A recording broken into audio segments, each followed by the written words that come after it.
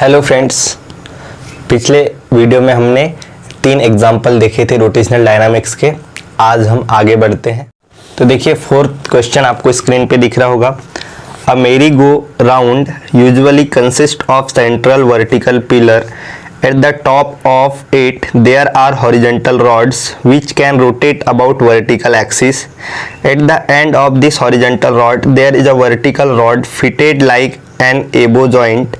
At the lower end of each vertical rod there is a horse on which the rider can sit.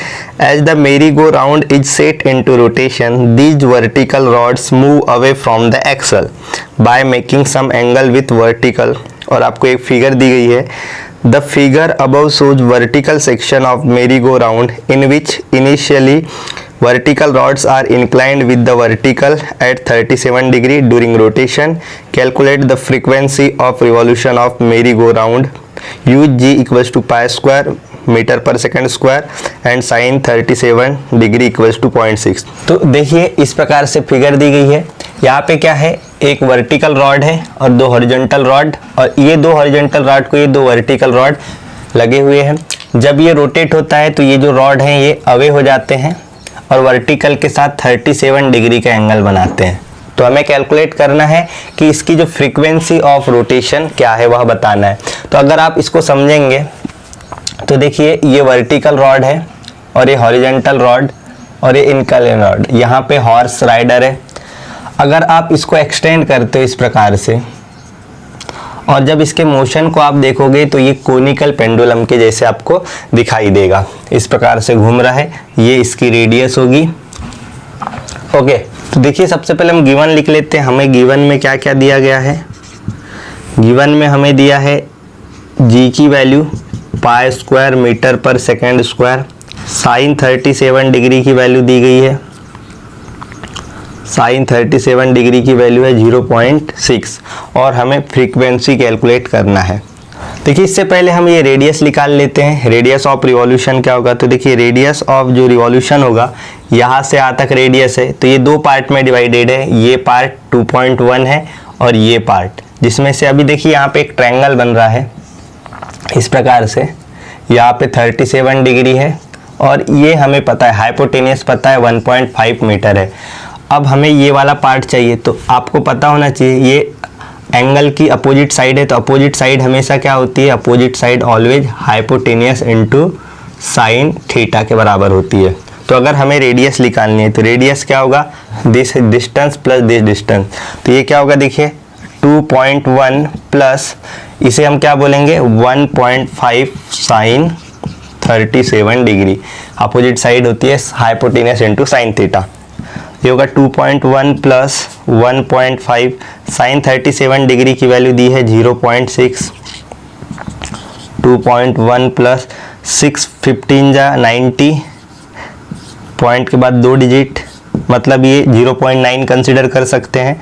2.1 और 0.9 क्या होगा 3, तो radius आ गई 3 metre. अब हमें फ्रीक्वेंसी कैलकुलेट करना है।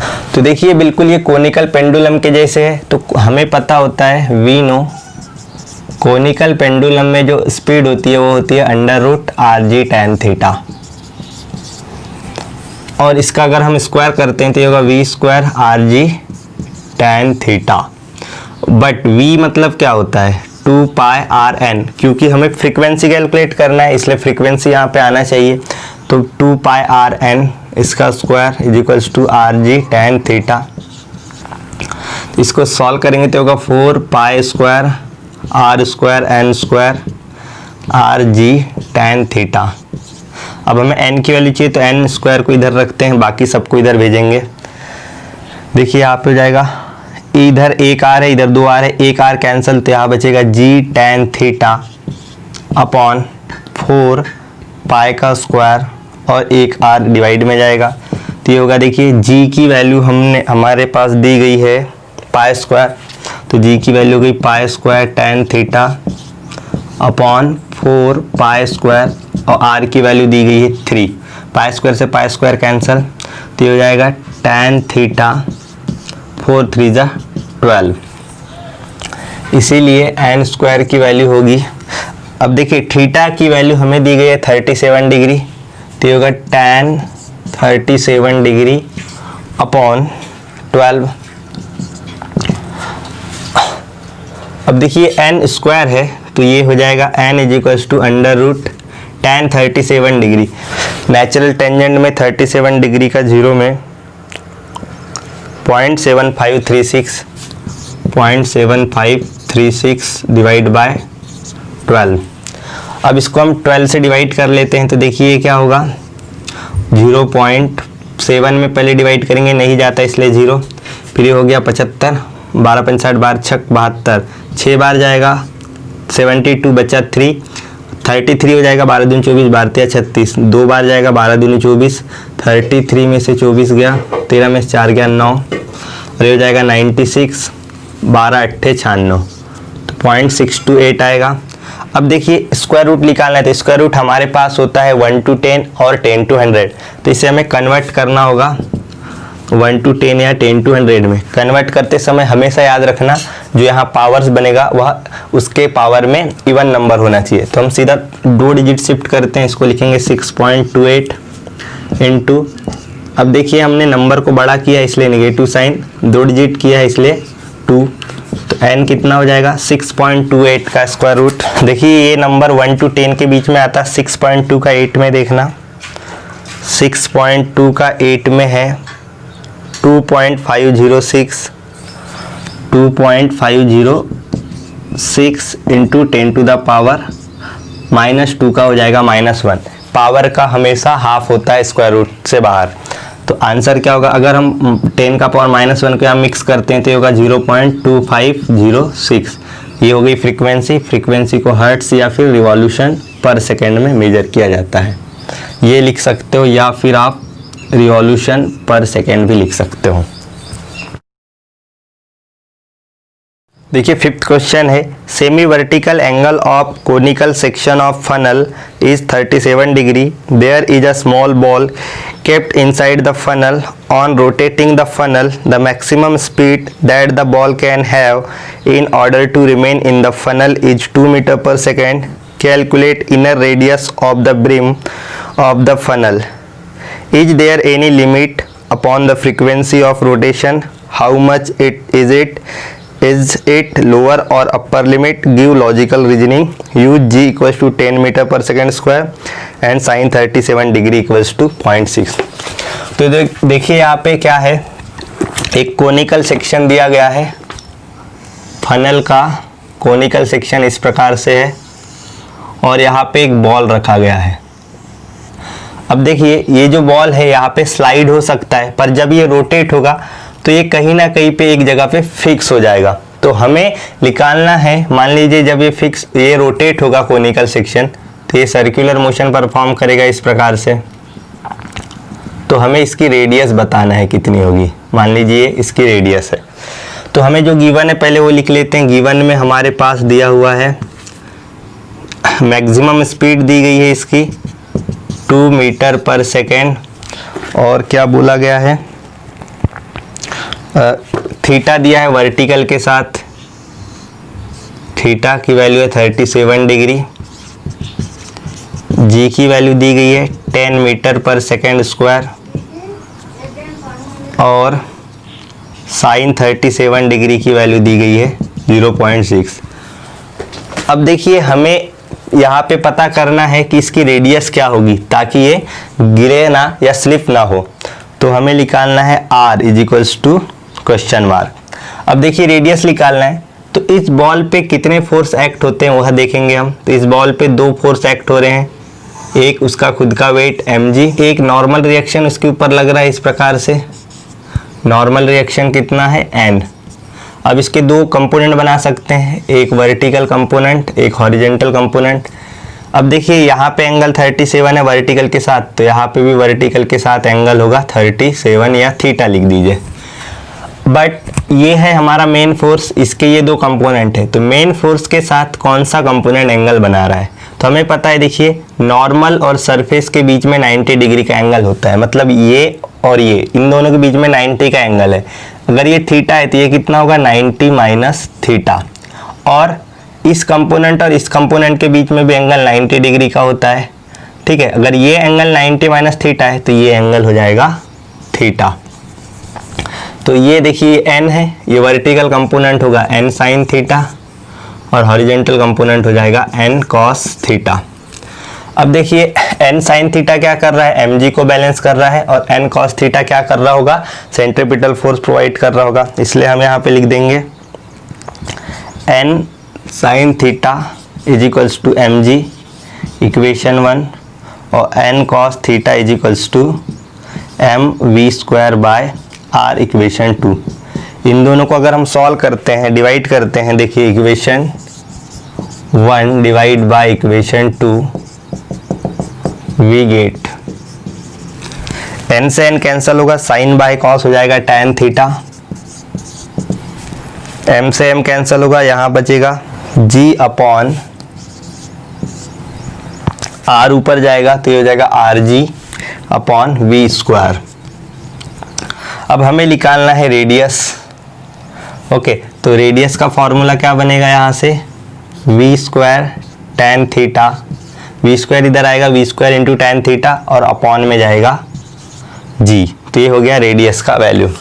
अब यहाँ से कैलकुलेट कर सकते हैं, हमें मैक्सिमम स्पीड दी है तो ये हो जाएगा वी मैक्सिमम और ये हो जाएगा आर मैक्सिमम। तो वी मैक्सिमम हमें कितना दिया गया है 2, तो ये होगा 2 का स्क्वायर इंटू टैन थीटा की वैल्यू दी गई है 37 डिग्री अपॉन जी की वैल्यू दी गई है 10। 2 का स्क्वायर हो जाएगा 4 इंटू टैन 37 डिग्री होगा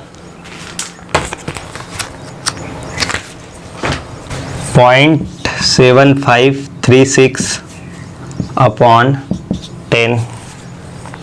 देखिए इसको 4 से मल्टीप्लाई करेंगे तो क्या होगा, 4 छक 24 बचा 2, 4 तिया 12 2 14 बचा 1, 4 पंजे 20 और 1 21 बचा 2, 4 7 28 और 2 30। अब देखिए पॉइंट के बाद कितने डिजिट है, 1 2 3 4 डिजिट है। और अगर हम 10 से डिवाइड करेंगे तो एक डिजिट और बढ़ जाएगा, डिवाइड करते हैं तो डिजिट बढ़ते हैं तो 5 डिजिट हो जाएंगे। तो यहाँ पे आंसर आएगा 0.30144। ये हो गई आर मैक्सिमम। इसको हम अप्रोक्सीमेटली 0.3 भी लिख सकते हैं, 0.3 मीटर। अब क्वेश्चन पूछा है क्या फ्रीक्वेंसी पे कोई लिमिट होगी, अपर लिमिट होगी, लोअर लिमिट होगी। तो देखिए अगर हम स्पीड को कम करते हैं, if the speed of rotation is decreased और रिड्यूस्ड, इसका मतलब है स्पीड को अगर हम धीरे धीरे कम करेंगे और 0 के 5 पहुंचेंगे। तो यहाँ पे देखिए रेडियस का फॉर्मूला क्या है, वी स्क्वायर टैन थीटा जी, यानी रेडियस जो है स्पीड के साथ डायरेक्ट कनेक्शन रखता है। अगर स्पीड कम होगी, ये थीटा तो कांस्टेंट है 37 डिग्री होगा, जी कांस्टेंट है 10, तो वी कम होने से रेडियस भी कम होगा, यानी रेडियस भी अप्रोच होगा 0 के तरफ। अब देखिए फ्रीक्वेंसी का जो फॉर्मूला होता है, बट देखिए हमें पता है v होता है 2 पाई आर एन, इसीलिए n क्या हो जाएगा 2v upon 2 pi R, 2 pi R. अब देखिए अगर रेडियस 0 होगा, 0 के तरफ जाएगा रेडियस, तो n क्या बन जाएगा, इन्फिनिटी बन जाएगा, मतलब अपर लिमिट पॉसिबल नहीं है यहाँ पे। Therefore upper limit of frequency is not possible.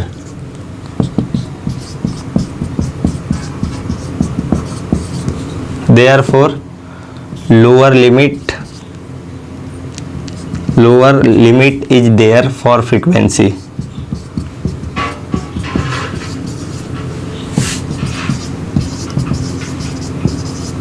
और वो लोअर लिमिट हम निकालते हैं n is equals to v कितना है हमारे पास 2 इंटू 2 पाई की वैल्यू 3.14 और रेडियस की वैल्यू दी गई है 0.3, तो यहाँ पे रख देंगे 0.3। तो n हो जाएगा 2 से 2 कैंसल, 3 से इसको मल्टीप्लाई करेंगे तो ये होगा 1 अपॉन 3 4 जा 12 बचा 1, 3 1 जा 3 एंड 1 4, 3 3 जा 9, पॉइंट के बाद 1 2 3 डिजिट, तो ये हो जाएगा 0.942। और इसका जब हम आंसर निकालेंगे यहाँ पे answer n is equals to, तो इसका रेसिप्रोकल देख लेते हैं। देखिए रेसिप्रोकल का रूल होता है ये जो नंबर है 1 से 9.9 के बीच में होना चाहिए, तो हम एक डिजिट राइट की तरफ शिफ्ट करते हैं, तो 9.4 का 2 में रेसिप्रोकल देखेंगे। तो 9.4 का 2 में रेसिप्रोकल है 1063। इसका आंसर हमेशा 0 पॉइंट से स्टार्ट होता है 0.1063, पर एक डिजिट हमने इधर शिफ्ट किया था राइट की तरफ, तो 0.1063 में एक डिजिट उधर शिफ्ट करेंगे तो आंसर आएगा 1.063, जिसको हम अप्रॉक्सीमेटली लिख सकते हैं 1। इसको निगलेक्ट कर देंगे तो 1 रिवॉल्यूशन पर सेकेंड, ये रहेगा आंसर। क्वेश्चन नंबर 6 देखिए, a tiny stone of mass 20 gram is tied to a practically massless, inextensible, flexible string and whirled along vertical circles. Speed of stone is 8 meter per second when the centripetal force is exactly equal to force due to tension. Calculate minimum and maximum kinetic energies of the stone during the entire circle. Let theta equals to 0 be the angular position of string when the stone is at lowermost position. Determine the angular position of string when the force due to tension is numerically equal to weight of stone. Use g equals to 10 meter per second and length of string is equals to 1.8 meter. अब question को ध्यान से समझिए।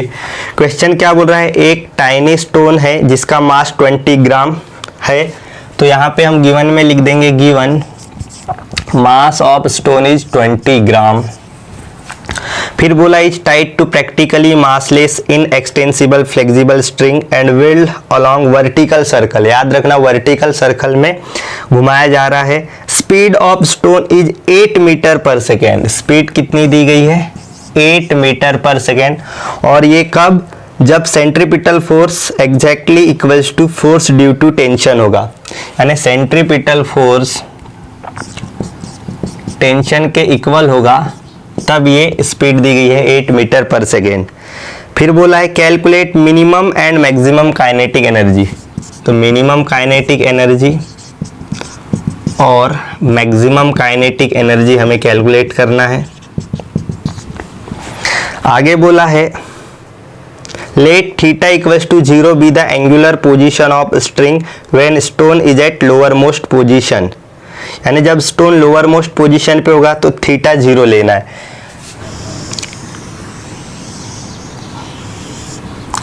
मान लीजिए vertical circle है और ये स्टोन है,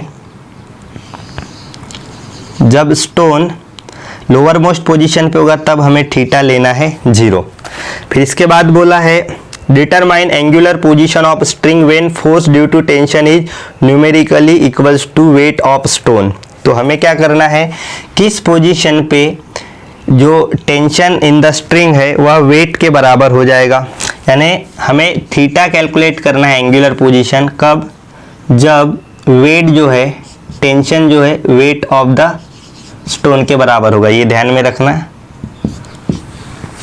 और बोला है जी 10 मीटर पर सेकेंड स्क्वायर यूज करो और length of string L use करिए 1.8 मीटर। तो ये सारी चीजें आपको दी गई है। देखिए ये वर्टिकल सर्कल है, तो वर्टिकल सर्कल में length of the string he radius of the circle होती है, तो लेंथ को ही हम रेडियस बोल सकते हैं। यहाँ पे लिख सकते हैं रेडियस हमें 1.8 मीटर दिया है। अब देखिए यहाँ पे क्या बोला है, स्पीड इज 8 मीटर पर second when centripetal force equals to tension. तो एक रिलेशन याद रखना, टेंशन का रिलेशन होता है centripetal force plus mg cos theta.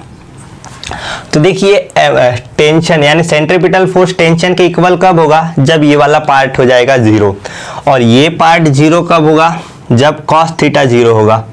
और cos थीटा की वैल्यू 0 कब होती है, जब theta is equals to 90 degree. मतलब यहाँ से 90 डिग्री पे, ये यहाँ पे इस पोजीशन को हम क्या बोलते हैं, मिडल पोजीशन या फिर हॉरिजॉन्टल पोजीशन बोल सकते हैं। इस पोजीशन पे क्या होता है, टेंशन और सेंट्रीपिटल फोर्स इक्वल होते हैं। यहाँ पे सेंट्रीपिटल फोर्स और टेंशन इक्वल होगा। तो हमें पता चल गया ये जो स्पीड है ये क्या है, स्पीड एट हॉरिजॉन्टल पोजीशन, तो हम इसे लिख सकते हैं VH। अब हमें मिनिमम और मैक्सिमम काइनेटिक एनर्जी निकालना है। तो हमें पता है वर्टिकल सर्कुलर मोशन में यहाँ पे एनर्जी मैक्सिमम होती है काइनेटिक, क्योंकि यहाँ पे स्पीड मैक्सिमम होती है, फिर धीरे धीरे स्पीड डिक्रीज होती है और यहाँ पे सबसे कम स्पीड होती है, इसलिए यहाँ पे एनर्जी क्या होगी, मिनिमम। तो हमें ये निकालना है और हमें स्पीड दिया है, तो हम यहाँ पे कंजर्वेशन ऑफ एनर्जी का यूज करते हैं। देखिए, according to conservation of energy क्या होता है, change in kinetic energy is equals to change in potential energy. ये कंजर्वेशन ऑफ एनर्जी है, जितनी काइनेटिक एनर्जी कम होगी उतनी ही पोटेंशियल एनर्जी ज़्यादा होगी, या फिर जितनी काइनेटिक एनर्जी बढ़ेगी उतनी ही पोटेंशियल एनर्जी कम होगी। तो यहाँ से हम देखते हैं, हमें यहाँ पे निकालना है मिनिमम और मैक्सिमम काइनेटिक एनर्जी। तो मिनिमम काइनेटिक एनर्जी क्या होगी यहाँ पे, और स्पीड हमें दी गई है यहाँ की, तो यहाँ की हम काइनेटिक एनर्जी निकाल सकते हैं। तो ये हो गया हमारा हाईएस्ट पोजीशन, लोवेस्ट पोजीशन और मिड या फिर मिड पोजीशन लिख देते हैं इसको। तो मिड पोजीशन, सॉरी ये मिड पोजीशन चाहिए, मिड पोजीशन की स्पीड दी गई है, तो मिड पोजीशन और हाईएस्ट पोजीशन के बीच में हम कंजर्वेशन लगाते हैं। तो देखिए क्या होगा, काइनेटिक एनर्जी ऑफ, देखिए काइनेटिक एनर्जी यहाँ पे ज़्यादा होगी तो यहाँ पे लिखेंगे kinetic energy of mid position minus kinetic energy of highest position is equals to potential energy. अब देखिए यहाँ पे जो पोटेंशियल एनर्जी होगी वह होगी पोटेंशियल एनर्जी, यहाँ पे कम पोटेंशियल एनर्जी होगी, यहाँ पे ज़्यादा पोटेंशियल एनर्जी होगी, तो potential energy at highest position minus potential energy at lowest position. तो मिडल पोजीशन पे देखिए क्या होगा, हाफ एम वी हमें दिया गया है 8, तो 8 का स्क्वायर हो जाएगा, माइनस हाईएस्ट पोजीशन पे जो एनर्जी होगी उसे हम बोलेंगे मिनिमम एनर्जी, तो ये हो जाएगा kinetic energy minimum is equals to potential energy at highest point. यहाँ पे एनर्जी होती है, देखिए पोटेंशियल एनर्जी का जो फॉर्मूला होता है वह होता है mgh, और हाइट, यहाँ से अगर हम हाइट गिनेंगे तो ये r है और ये भी r है, तो r प्लस r हो जाएगा 2r, तो यहाँ पे आएगा 2r, mg इंटू 2r हो जाएगा 2mrg, minus potential energy lowest point पे, यहाँ पे पोटेंशियल एनर्जी होगी 0 क्योंकि यहाँ पे हाइट 0 होती है, सॉरी लोवेस्ट नहीं चाहिए था, यहाँ पे मिड चाहिए था, मिड। तो मिड पॉइंट पे हाइट जो होती है रेडियस के बराबर होती है, तो हो जाएगा mrg। अब इसको हम सॉल्व करते हैं, तो देखिए क्या होगा, हाफ m 8 का स्क्वायर हो जाएगा 64 minus kinetic energy minimum is equals to 2mrg minus mrg करेंगे तो होगा mrg, ये हो जाएगा 64 का half 32m minus kinetic energy minimum is equals to mrg। तो काइनेटिक एनर्जी मिनिमम जो होगी ये इधर जाएगी तो mrg इधर आएगा, 32m माइनस mrg, यहाँ से m हम कॉमन ले लेंगे तो यहाँ बचेगा 32 माइनस rg। देखिए m की वैल्यू दी गई है 20 ग्राम, ये CGS यूनिट में हो गया ग्राम, तो इसे हम कन्वर्ट करते हैं केजी में। तो हमें पता है ग्राम से किलोग्राम में जाना है, किलो को लाना है तो 10 टू द पावर माइनस 3 लगाना होगा, तो ये होगा 20 into 10 to the power minus 3 kg। अगर इस -3 को हम यहाँ अप्लाई करेंगे तो ये हो जाएगा 0.02 kg। तो देखिए यहाँ मास होगा 0.02, 32 माइनस r की वैल्यू दी गई है 1.8, g की वैल्यू 10, तो ये होगा 0.02 इंटू, देखिए 10 इंटू 1.8 हो जाएगा 18, और 32 में से 18 जाएगा तो 14 बचेगा, 14 टू जा हो जाएगा 28, पॉइंट के बाद 2 डिजिट, तो ये होगा 0.28। ये हो गया मिनिमम काइनेटिक एनर्जी, और एनर्जी का यूनिट होता है जूल। तो ये हो गया मिनिमम काइनेटिक एनर्जी। इसके बाद हमें देखना है मैक्सिमम काइनेटिक एनर्जी, तो आप इसे नोट कर लीजिए, फिर मैं बताता हूँ। देखिए अब हमें मैक्सिमम काइनेटिक एनर्जी निकालना है। तो काइनेटिक एनर्जी मैक्सिमम कहाँ पे होती है? लोवेस्ट पॉइंट पे। और वैसे भी हमें मिनिमम एनर्जी पता चल चुकी है, तो हम इन दोनों में कंजर्वेशन ऑफ एनर्जी लगा सकते हैं या फिर इसी का यूज कर सकते हैं हम। तो हम यहाँ पे लगाते हैं, देखिए kinetic energy at lowest point. अब काइनेटिक एनर्जी यहाँ पे ज़्यादा हो रही है इसलिए lowest point minus kinetic energy at highest point is equals to potential energy at lowest point. हाँ, लोवेस्ट पॉइंट पे पोटेंशियल एनर्जी 0 होती है, यहाँ ज़्यादा होती है, तो हमेशा हम ज़्यादा में से कम वाली एनर्जी को माइनस करते हैं।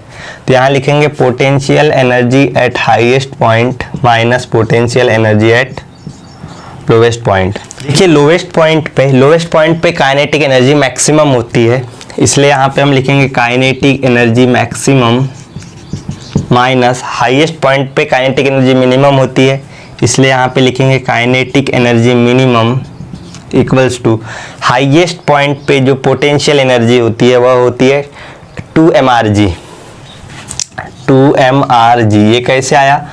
पोटेंशियल एनर्जी का फॉर्मूला होता है mgh, h की वैल्यू हमने 2r पुट की, माइनस लोवेस्ट पॉइंट पे एनर्जी होगी 0। तो kinetic energy maximum minus minimum kinetic energy कितनी, अभी हमने कैलकुलेट किया था थोड़ा देर पहले, 0.28 आया था। 2m की वैल्यू 0.02, r की वैल्यू है 1.8 और g की वैल्यू 10, माइनस 0 हट जाएगा। तो kinetic energy maximum equals to, ये माइनस 0.28 उधर जाएगा, तो देखिए यहाँ पे मल्टीप्लिकेशन करते हैं, 10 इंटू 1.8 करेंगे तो 18 होगा, और एक 2 2 जा हो जाएगा 4, 18 4 जा 18 दूनी 36 और 36 का डबल 72, 72 आएगा। पॉइंट देखिए ये तो 18 हो गया था, 1 2 2 रहेगा, पॉइंट के बाद 2 डिजिट, माइनस 0.28 उधर गया, प्लस 0.28। इसको अगर हम ऐड करेंगे तो 72 प्लस 28 होता है 100, और पॉइंट के बाद 2 डिजिट, तो हम इसे लिखेंगे 1.00, जिसको हम क्या लिख सकते हैं 1 जूल। तो ये हो गई मैक्सिमम काइनेटिक एनर्जी। देखिए अब हमें कैलकुलेट करना है angular position when tension becomes equals to mg।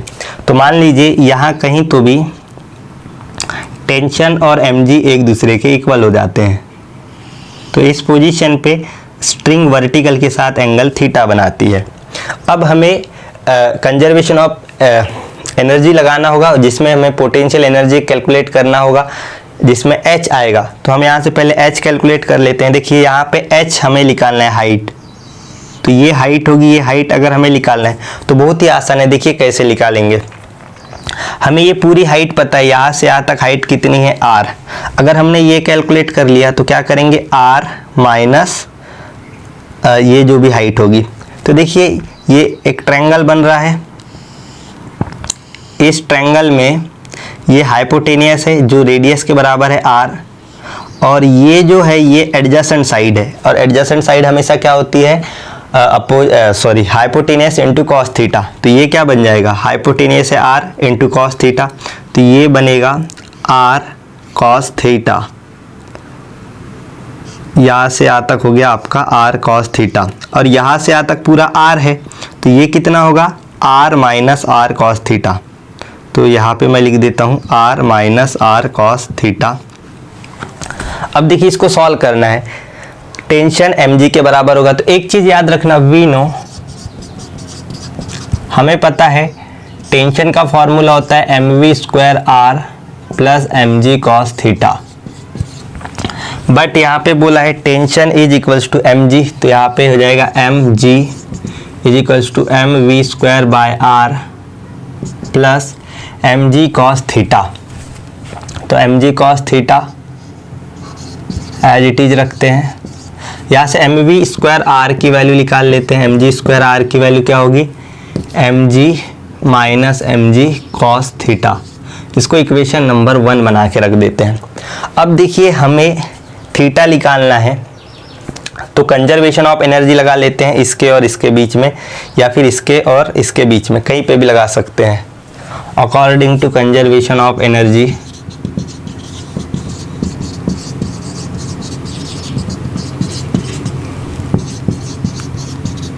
देखिए क्या होगा। काइनेटिक एनर्जी का देखते हैं पहले। काइनेटिक एनर्जी यहाँ पे ज़्यादा होगी, यहाँ पे क्या होगी, कम होगी, तो यहाँ माइनस यहाँ करना होगा। तो kinetic energy maximum minus kinetic energy, kinetic energy maximum minus, यहाँ पे काइनेटिक एनर्जी कितनी होगी हमें नहीं पता, तो यहाँ पे हम लिखेंगे हाफ एम, स्पीड नहीं पता इसलिए v square equals to potential energy यहाँ पे 0 है, यहाँ पे कुछ ना कुछ होगी mgh होगी, तो क्या करेंगे काइनेटिक एनर्जी यहाँ माइनस काइनेटिक एनर्जी यहाँ, तो काइनेटिक एनर्जी होगी mgh माइनस 0। अब देखिए मैक्सिमम काइनेटिक एनर्जी हमने निकाला हुआ है 1 माइनस हाफ mv स्क्वायर की वैल्यू अगर हमें निकालना है तो यहाँ से हमें mv स्क्वायर की वैल्यू निकाल लेना था, r इधर मल्टीप्लाई कर देना था हमें। तो एक काम करते हैं, हम यहाँ से mv स्क्वायर की वैल्यू निकालते हैं। mv स्क्वायर क्या होगा, r इधर मल्टीप्लाई होगा, mg हम कॉमन ले सकते हैं, mg कॉमन लिए तो mg, r इधर मल्टीप्लाई में आया तो r, और यहाँ बचेगा 1 minus cos theta, equation number 1। अब देखिए हाफ mv स्क्वायर के जगह हम क्या लिख सकते हैं, mgr 1 माइनस कॉस थीटा, और इधर होगा mgh की वैल्यू क्या होगी, r minus r cos theta, जिससे अगर हमने r कॉमन ले लिया तो ये हो जाएगा 1 माइनस कॉस थीटा। तो देखिए यहाँ पे क्या होगा 1। अब देखिए ये mgr 1 माइनस कॉस थीटा है, ये भी mgr 1 माइनस कॉस थीटा है, इधर 1 टाइम है और इधर हाफ टाइम है, तो माइनस इस साइड ट्रांसफर होगा तो ये हो जाएगा प्लस, तो यहाँ का एक बार और यहाँ का हाफ, 1 प्लस हाफ होता है 3/2, तो हम यहाँ क्या लिखेंगे 3/2 mgr 1 माइनस कॉस थीटा। अब देखिए हमें थीटा निकालना है, तो 1 माइनस कॉस थीटा की जो वैल्यू होगी ये 2 इधर आएगा 2/3, और mrg डिवाइड में आ जाएगा 3mrg, ठीक है 2/3, m की वैल्यू है 0.02, r की वैल्यू है 1.8, g की वैल्यू 10, तो 1 माइनस कॉस थीटा बराबर होगा, देखिए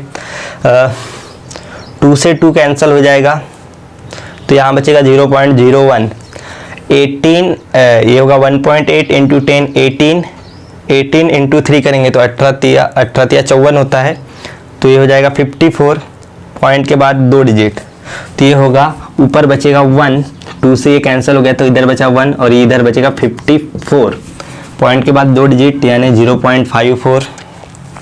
इसको अगर हम सॉल्व करते हैं तो इसका रेसिप्रोकल देखना होगा। देखिए रेसिप्रोकल के लिए हमें क्या करना होगा, एक डिजिट राइट में शिफ्ट करना होगा, तो 5.4 का 0 में देखिए 5.4 का 0 में 0.1852 आ रहा है, पर एक डिजिट हमने शिफ्ट किया था तो ये होगा 1852 यानी 1.852। अब हमें cos थीटा निकालना है, तो cos थीटा इधर ले लेते हैं, cos थीटा ये माइनस में था, इसको इधर ट्रांसफर किया और इसको इधर लाया, तो ये होगा 1 माइनस 1.852। अगर हम 1 में से 1.852 माइनस करते हैं तो आंसर माइनस में आएगा 0.852। इधर मैं आपको समझाता हूँ, देखिए यहाँ पे क्या होगा, cos थीटा कितना है माइनस 0.852, तो थीटा कितना होगा cos इनवर्स माइनस 0.852। अब देखिए माइनस तो होता नहीं है तो इसको कन्वर्ट करना, cos इनवर्स की एक प्रॉपर्टी होती है, ट्रिग्नोमेट्रिक फंक्शन में आपने पढ़ा होगा, cos इनवर्स माइनस थीटा होता है 180 degree minus cos inverse theta, theta 180 degree minus.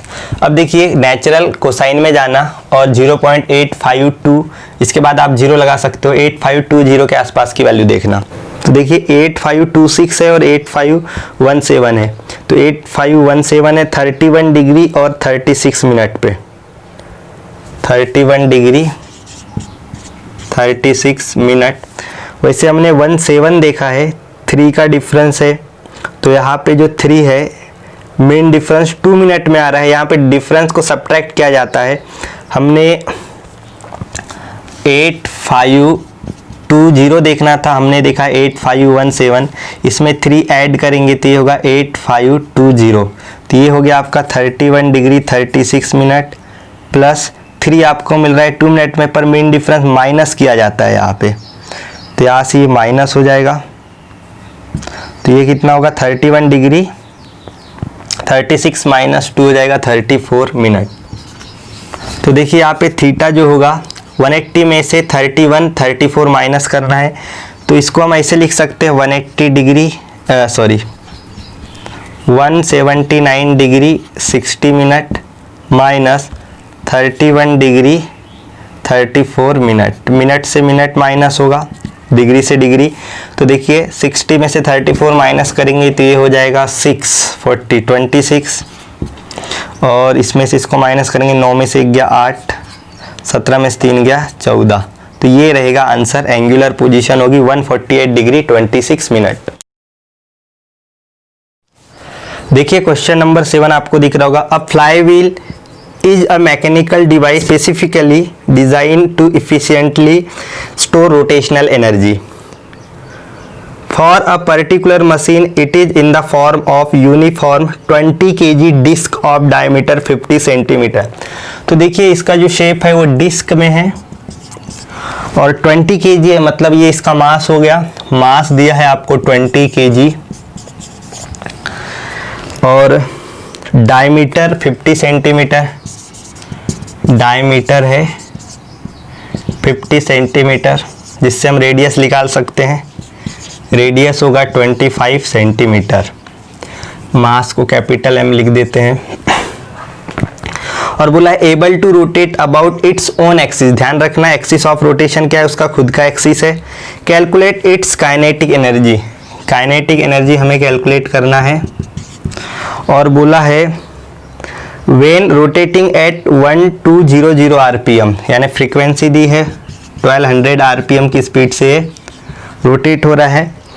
Use pi square equals to 10, pi square की जगह 10 यूज करना है। और बोला है calculate its moment of inertia in case it is rotated about tangent in its plane. हमें moment of inertia भी calculate करना है जब axis of rotation tangent in its plane होगा।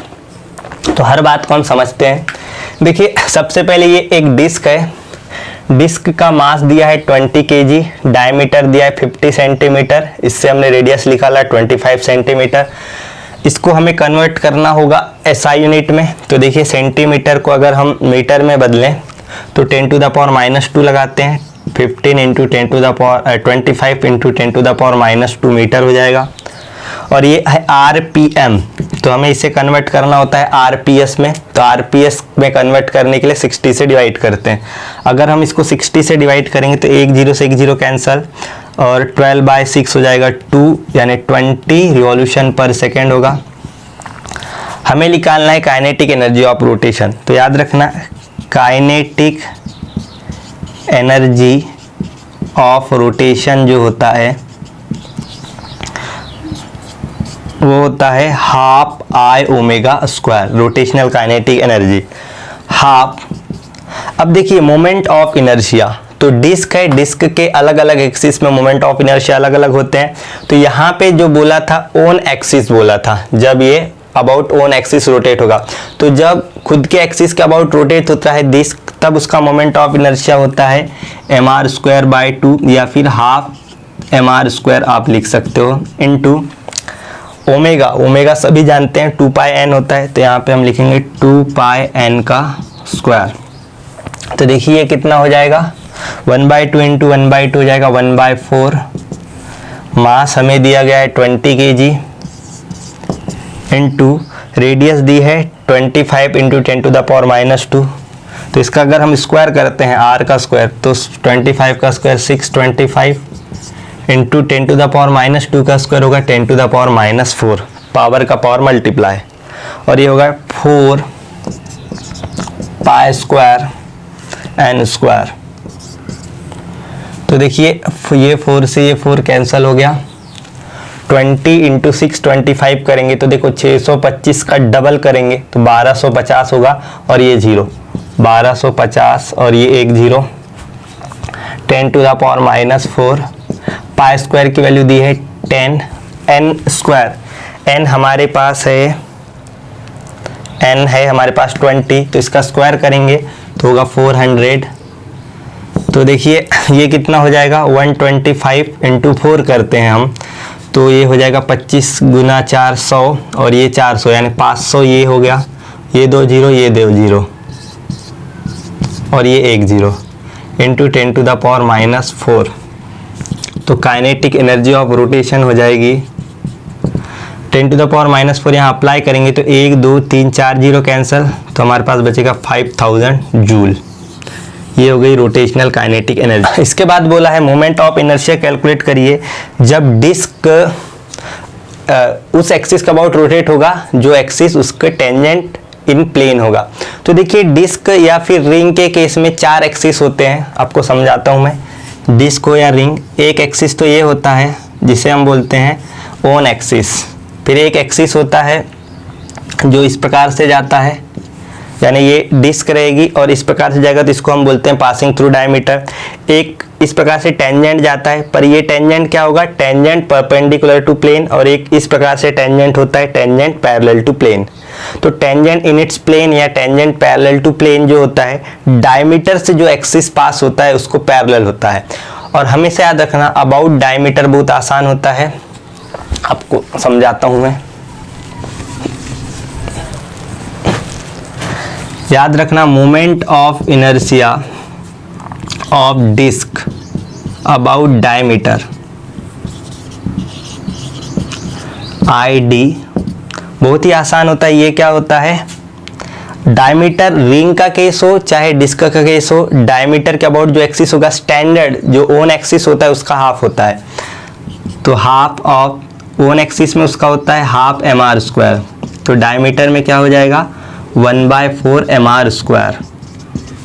अब हमें क्या निकालना है, mi of disc about axis tangent in its plane.